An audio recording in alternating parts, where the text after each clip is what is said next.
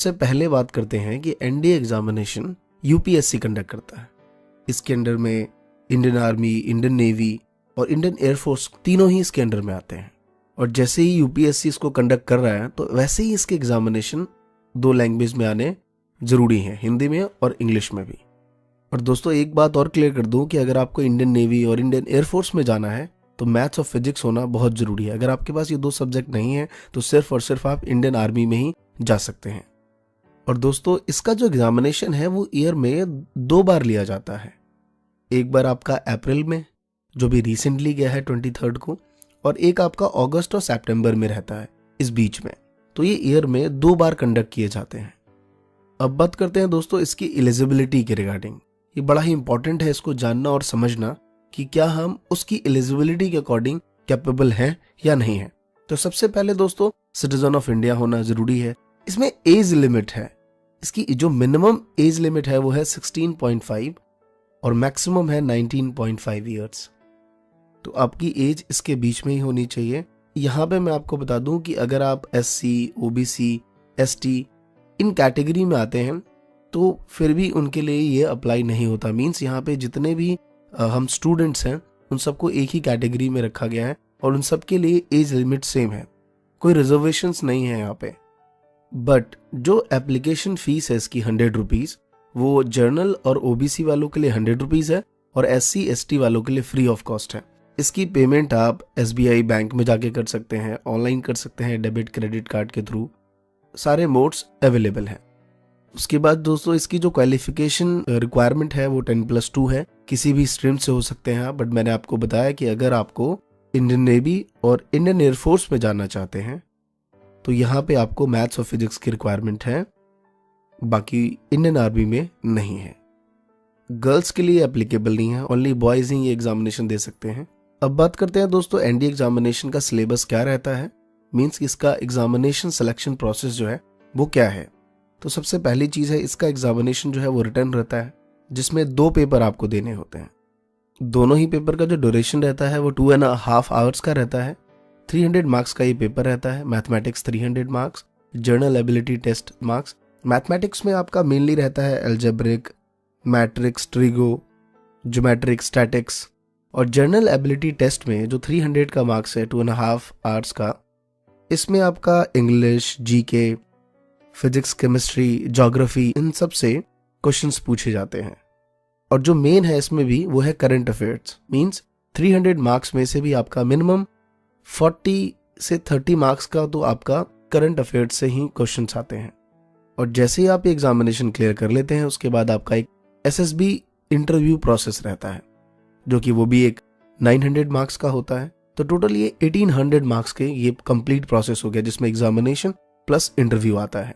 और दोस्तों इसका जो इंटरव्यू है वो कंप्लीटली इंग्लिश में रहता है, क्योंकि मैं जानता हूँ अगर हम हिंदी मीडियम स्टूडेंट्स हैं तो हमारे माइंड में ही रहेगा कि मैथ्स 300 मार्क्स का है, चल ठीक है।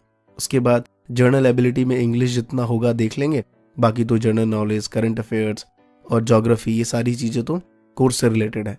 तो अगर आपका माइंडसेट ऐसा है तो मुझे लगता है यार थोड़ा ब्रॉड करिए, बिकॉज यहाँ पे इंग्लिश बहुत इंपॉर्टेंट है। एसएसबी इंटरव्यू में फुल्ली इंग्लिश में आपको देना पड़ेगा। वहाँ पे बहुत सारे क्वेश्चंस ऐसे पूछे जाते हैं जो आपको पर्सनल है, फिर वो फैमिलियर्स हो सकता है, करंट अफेयर्स से वहाँ भी बातें पूछी जा सकती हैं आपसे। तो आपको सारा चीज़ एक तो रिलैक्स होके, ऐसा नहीं कि आप उससे ज़्यादा फैमिलियर हो रहे हैं, बिल्कुल जितना पूछा जाए उतनी ही बातें। नहीं मालूम है, नो सर, ऐसे आंसर्स दे के आपको आगे बढ़ जाने। क्योंकि मैंने जितने भी इंटरव्यूज देखे, जितने भी स्टूडेंट्स जो सिलेक्शन होके बाहर आए, उन सब ने कहा कि आपको उनके साथ फैमिलियर नहीं होना, ज़्यादा स्पीड में आंसर्स नहीं देने, कि सामने वाला आपको back to back counter questions put up कर रहा है। तो ऐसी चीज़ों पे इंटरव्यू में ध्यान रखना है, बहुत इंपॉर्टेंट रहता है इसके रिगार्डिंग। और अभी मैं एंड में बात करूंगा डिटेल कि किस तरीके से आपको ये पढ़ना है। तो जैसे ही आपका ये 2 पेपर और इंटरव्यू कंप्लीट होता है तो आपको एक मेडिकल टेस्ट देना पड़ता है, जिसमें कमांडेड हॉस्पिटल्स होते हैं, वहीं पे आपको ये टेस्ट देना होगा। तो ये सारा प्रोसेस है इसके रिगार्डिंग। मैं क्लियर कर दूं कि आप अगर कॉमर्स के स्टूडेंट हैं, आर्ट्स के स्टूडेंट हैं, तो सिर्फ आप इंडियन आर्मी में जा सकते हैं। नेवी और एयरफोर्स में जाने के लिए मैथ्स और फिजिक्स की रिक्वायरमेंट है, तो इस बात का आप ध्यान रखिए। उसके बाद दोस्तों बात करते हैं कि यार पढ़ना किस तरीके से है। मैंने अभी भी कहा, पहली चीज कि आपका इंग्लिश प्रोसेस जो है you going to be better होना जरूरी है।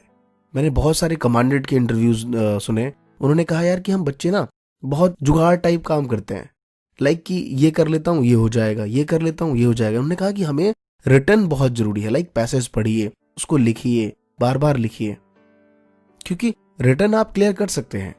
लाइक आपका मैथमेटिक्स थोड़ा सही है और फिजिक्स, ज्योग्राफी, इन सब सब्जेक्ट्स में आपके थोड़े कमांड हैं, करंट अफेयर्स आपने पढ़ा तो ये क्लियर हो जाएगा। और ऐसा भी नहीं है कि आप बार बार लास्ट ईयर के पेपर सॉल्व करते रहें। काफी स्टूडेंट्स ने कहा कि ये रिपीटेड नहीं होते, तो मीन्स आपको ये बातें पहले सिक्योर करनी है कि भाई किस चैप्टर से ज्यादा मार्क्स हर बार आते हैं। लाइक ज्योग्राफी, एनडी के एग्जामिनेशन में ज्योग्राफी का एक बहुत बड़ा रोल रहता है, तो ज्योग्राफी में आपको ज्यादा फोकस करना है। करंट अफेयर्स, मैंने भी कहा कि करंट अफेयर्स, ज्योग्राफी, इन सब्जेक्ट्स पे ज्यादा फोकस करना है। उसके बाद बार बार मैं दोबारा रिपीट कर रहा हूँ कि इंग्लिश बहुत इंपॉर्टेंट है, आपको इस पे फोकस करना पड़ेगा।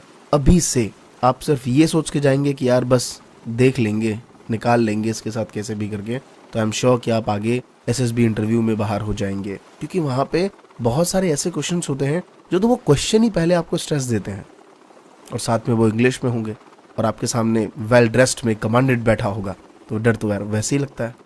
तो ये सारी चीजें आपको समझनी पड़ेंगी। और एक बात और क्लियर कर दूं कि जब आप एनडीए के एग्जामिनेशन फॉर्म भरते हैं तो उसमें चेक करिए कि इंडियन नेवी की हाइट कितनी है, एयरफोर्स की हाइट कितनी है, मेडिकल सर्कमस्टांसेस क्या क्या है। तो ये सब चीजें आप पहले प्रोस्पेक्टस में पढ़िए एग्जामिनेशन फॉर्म भरने से पहले। क्या पता आप इंडियन आर्मी में जा रहे हैं लेकिन वहां पे आपकी हाइट नहीं है, वेट में, या कोई मेडिकल चीजों में आप रह गए, तो इन चीजों से पहले आप ये सारी चीजें पढ़ लीजिए कि भाई क्या है। वो मैं लिंक आपको डिस्क्रिप्शन में भी दे दूंगा, तो इस चीज को आप जरूर पढ़िए।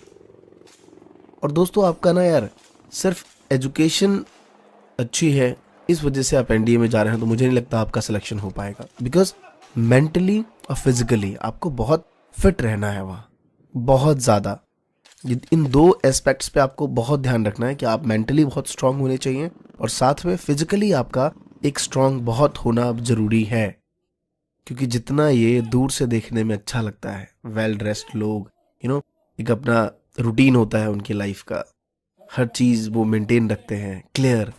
नॉर्मली हम जैसे इधर से उधर सामान फेंका नहीं, उनके सारे आप फिल्मों में भी देखते होंगे, जितने भी कमांडेंट होते हैं, ऑफिसर्स होते हैं नेवी के, एयरफोर्स के, सारी चीज़ें उनकी अपनी सही जगह रखी होती हैं। अगर आप ऐसी जॉब चाहते हैं तो यार इनके पीछे बहुत सारी बातों का ध्यान रखना पड़ता है, हमें बहुत सारा हार्डवर्क करना होता है, बहुत कुछ अपने आप को समर्पण वहाँ पे करना होता है, कि आपको फिजिकली बहुत फिट रहना है अगर आपको ये जॉब लेनी है।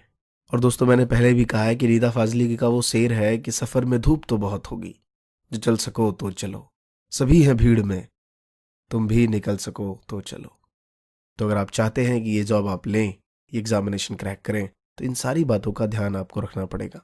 तो धन्यवाद दोस्तों, कैसा लगा आपको ये वीडियो कमेंट करके जरूर बताइए, बिकॉज ये क्योंकि आप सबकी ही डिमांड थी तो मैंने ये वीडियो बनाया है। हाँ, फर्स्ट एग्जामिनेशन में थोड़ा सा लेट हो गया, बट आप कमिंग एग्जामिनेशन की प्रिपरेशन कर सकते हैं और इन सारी बातों का ध्यान जरूर रखिए। तो धन्यवाद दोस्तों, जय हिंद, जय भारत।